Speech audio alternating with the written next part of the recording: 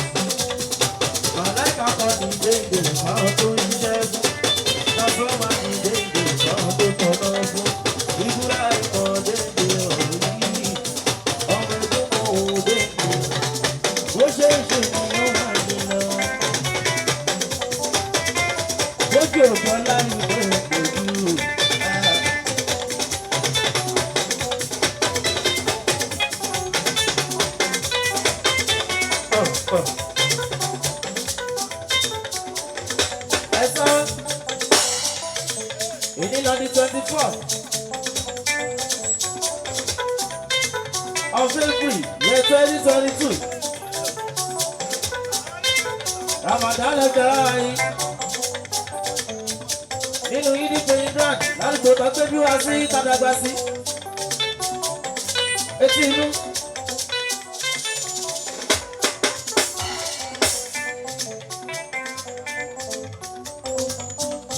Oríyọ̀mí Kẹ́hìndé Ẹ̀dúnjọ́bí.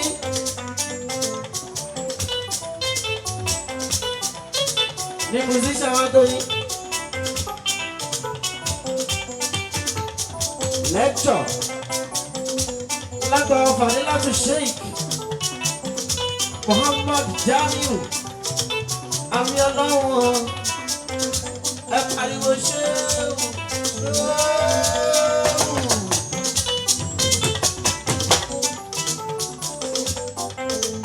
Adájọ́ ọjọ́ kọ́ ẹjọ́ ṣùgbọ́n òṣìṣẹ́ fún gbogbo ẹ̀yin tẹ́wá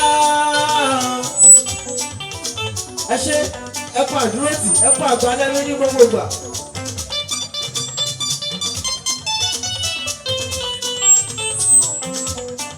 Wọ́n máa fa náà mọ́ká náà níyà etí inú. Warafana Wakano Alia. May Almighty Lord in His infinite mercy grant your heart desires. Gbogbo tó ń dùn yín lọ́kàn, gbogbo tí bàtà ti ń ta yín lẹ́sẹ̀. Ọlọ́run bá mi òróró ìfura sí o.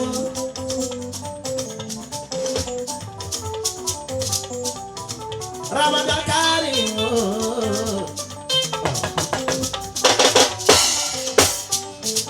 Ramadan Kareem everybody. àṣeyíná àṣetẹ̀mí tọmọtọmọ àpàlàjẹ́ gbọ́ràn.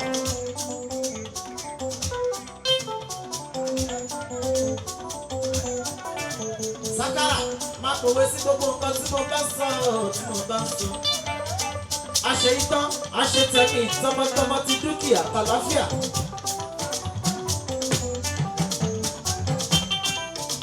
Nǹkan tí mo fẹ́ gbọ́kọ́ nìyẹn o, àṣeyíná. Ọdọọdún làárọ̀ mo bí láǹtà o.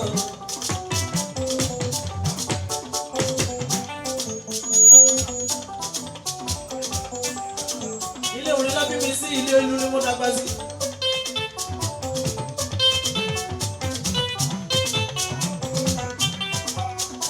Ọlọ́run á fàlùbáríkà sí gbogbo ohun tá a bá ṣe.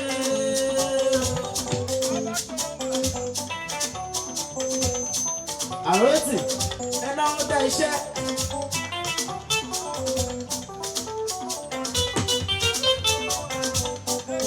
Maximum respect to all the police officers in the building. Nigerian Police Force, police is your friend. Alhaji Dako, Maikule Mekwe.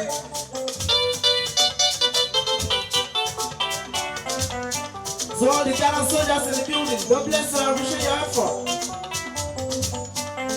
Ẹ̀hún kọ́mọ kékeré ni mo jẹ́ mo pè ẹjọ́ mi níwò ẹjọ́ mi níwò.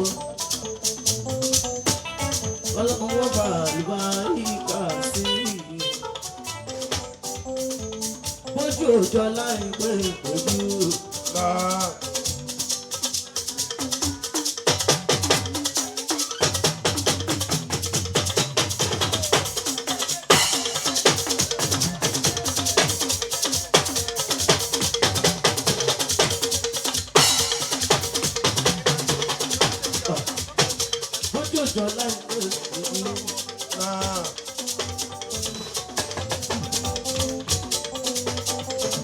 Gbogbo media houses in the building, God bless you. Tabanika Makati 1, 2, 3, 4, 5. Alikato, alikato.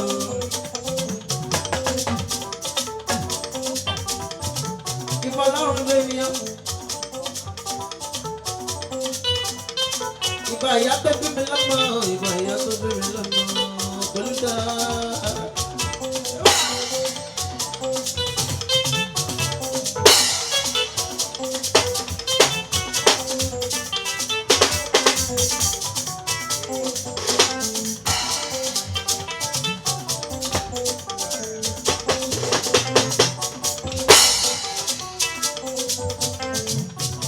Ìgbà màmí ẹlẹ́jà, ìgbà aláàjì Dako.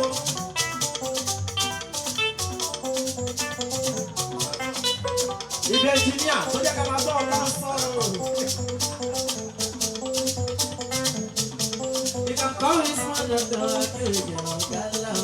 My name is Temitope Adekunle, popularly known as Small Doctor. So today being the 24th of April 2022, we're live here at Yidi Praying Ground, Agege Baraba Stop. For my annual lecture, this is fourth one we are having. My annual lecture, Ramadan lecture, happening today. Lecture by Sheikh Jamiu Amiolong. I want to appreciate each and everybody for turning up for me as usual. All the media houses, all my friends, families, all my well-wishers, everybody, clerics in the building, everybody, musicians, everybody. I appreciate you all. I want to say a very big thank you to you all. God bless you. On behalf of my mother, I'm saying a very big thank you. God bless you. God bless you all. I appreciate you all. Yanu Mashele.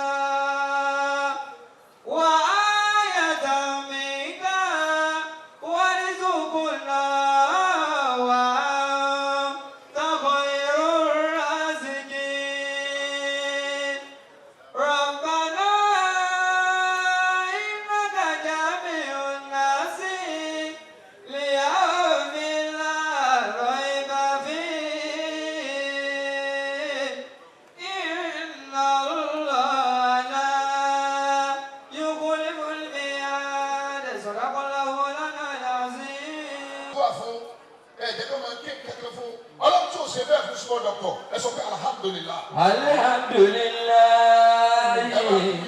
alhamdulillah rabbil alamin. alhamdulillah rabbil alamin. kí lè fẹ́ fi dúpẹ́ fọlọ́ ọ̀ya ẹsẹ̀ báàmì tí wà á kalẹ̀ ọ̀ya owó ọ̀dà small doctor èyí lè fara yín sẹ́yìn ọpẹ́ mẹ́ta lẹ́wà bí mo bẹ́ẹ̀ ṣe ti ń kó lè pápá ẹ wo bí ẹ wo ojú mi èmi mo mú máìkì lọ́wọ́ èmi lẹ́ẹ̀ máa tẹ̀lé ẹ ṣe báyìí ẹ wà wò ẹ sọ alhamdulilayi ẹ fún yín máìkì ẹ wí táwọn èèyàn ó rí pé alhamdulilayi àwọn èèyàn ó rí mo bọ̀ ṣe ọpẹ́ kejì ẹ wo bí sọ̀rọ̀ kọ̀ ẹ wà fún máìkì wọ́n rí pé ọpẹ́ méjì ni ọpẹ́ ẹlẹ́ẹ̀kẹta ẹ wà pé kí ni ẹ jáde mẹ́tẹ̀ẹ̀ta bẹ́ẹ̀ pé obìnrin náà wò gbọ́ iyọ̀ ayé sí obìnrin tí wọ́n bá ti kó nu ayé èèyàn ó ti bàjẹ́ nù.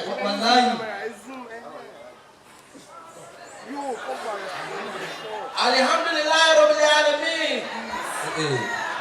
ẹ bá ń gbọ́dọ̀ tóbi o. ọpẹ́ àkọ́kọ́ nìyẹn ó ti dá nìyẹn ọpẹ́ ẹnu èyí ó yanu ọpẹ́ ẹlẹ́ẹ̀kejì ẹ wà pé bọ́dì báyìí ẹsẹ̀ ẹ wà pé bọ́dì sókè. ẹ dùn bọ́dì gọ́dì.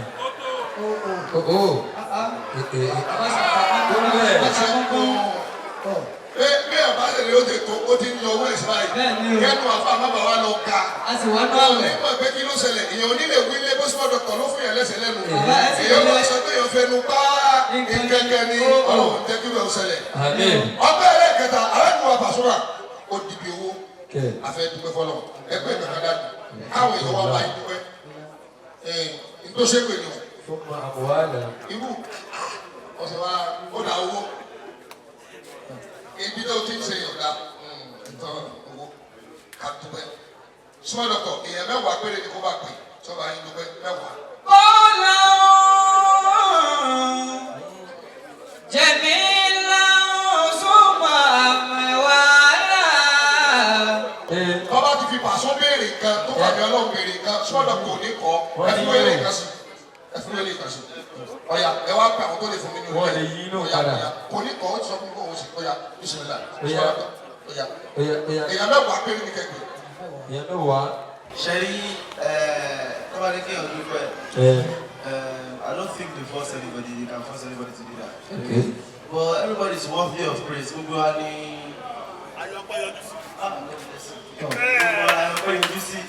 anybody, don't pray. I wọ́n ti máa ṣe wù rẹ̀ wọ́n sì ti mọ̀ ọ́ ọpẹ́ ni ẹ máa gbọ́ wọ́n fẹ́ kọ̀tà ni àwọn kẹ́mbẹ́ tí wọ́n máa yẹ kọ̀tà ẹ̀kọ́ yorùbá ní Muhammad wọ́n ní kápẹ́tà yẹn ní gbogbogbò sọ́ọ̀tì yẹn inú fàní inú sọ́dọ̀ pọ̀ fẹ́ máa pè yín kó wá gbàgbé ẹnìkan ẹnìkan wá wò pé wọ́n ìtó gbàgbé mi ló fà á tó fi lò ó bá wọn àgbáwò ní sọ́dọ̀ tó bẹ́ẹ̀ náà ni ta lọ́rọ̀ rẹ̀ tọ́pẹ́ kó mú owó pẹ́ wa aláàbí Àlàbí Pasuma alága olú ọmọ.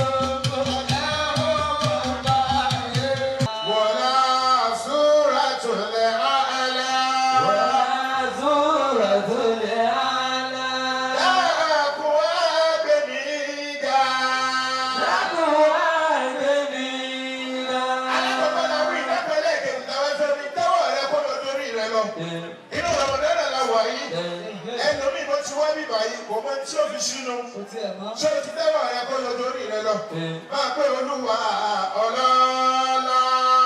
Olúwa ọlọ́lá. Ọba tí ń gbé mi ga. Ọba tí ń gbé mi ga. Dákun wá gbé mi ga. Dákun wá gbé mi ga. Ọba tó ti gbé ga. Ọba tó ti gbé ga. Wala suratul a'la. Suratul A'la. Dákun wá gbé mi ga. Dákun wá gbé mi ga. Wọ́n gbá wọn tàbí orí ìdògbòrò tún wí. Ẹlẹ́ẹ̀kejì tá tí wọ́n rí àdínkù tẹ́wọ̀ rẹ kó lọ lórí rẹ lọ. Ẹlẹ́ẹ̀kẹta tó wọ́n fẹ́ wí wọ́n á dìde lórí ẹsẹ̀ rẹ bó ti tẹ́wọ̀ rẹ kó lọ lórí rẹ lọ. Ẹni tí wọ́n bẹ́lẹ̀ bẹ̀rẹ̀ ò bá wí.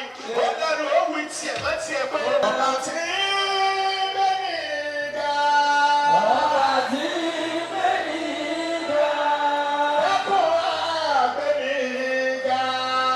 Dákun wá gbé mi ga. Àwọn tó ti gbé ga. Ọba tí ń gbé ga. Wala suratul a'la. Wala Suratul A'la. Dákun wá gbé mi ga. Dákun wá gbé mi ga. Orin tí ó pariwo tọ́mọláyé máa ń nàka dáadáa sínú ìgbésí ayé rẹ̀ àtẹ̀mí àti ẹlẹ́mọ̀tà fi ṣe sàrà fẹ́ni bọ̀. Àmín. Al-Fatiha. Bismillahirrahmanirrahim. Alhamdulillahi rabbil alamin. Ar-Rahmanirrahim. Maliki yawmiddin. Iyyaka na'budu wa iyyaka nasta'in.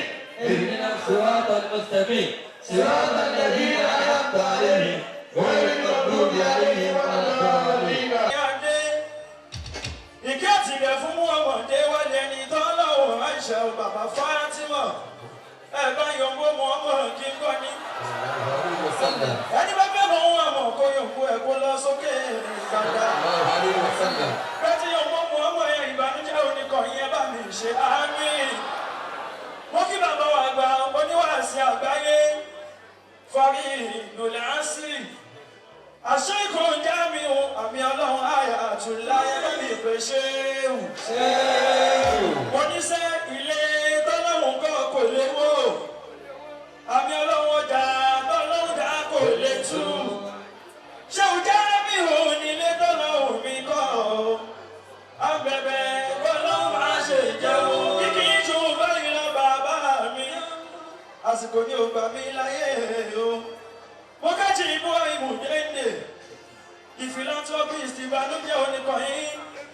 mo kí bàbá mi o mo kí ọ̀gá mi mẹ́ńtọ́ tèmi sọ̀rọ̀ bọ́tà mi alábí bá a sùn ìbá wá sílá ìbànújẹ́ oníkọ̀gá lọ́lọ́mọ ọmọdé wálé o ẹ̀jẹ̀ bá mi ọ̀tún ọlá ọlọ́run jẹ́ ká ní ọ̀fẹ́ kó sásìkò nílẹ̀ ní àlá ní adé ó yẹ ká sọ pé káyé mi lè dùn mo sátẹ̀ ní làágùn lọ ọlọ́run dẹ́kun làbí o àwọn ẹni máa làgbáyé kí lè sọ. Èmi lè dùn. Mo sátẹ̀ ní làágùn lọ ọlọ́run dẹ́kun làbí o. Ó lè torí ọlọ́run bá mo kọ́ lóde tèmi olóríire ọmọ olóríire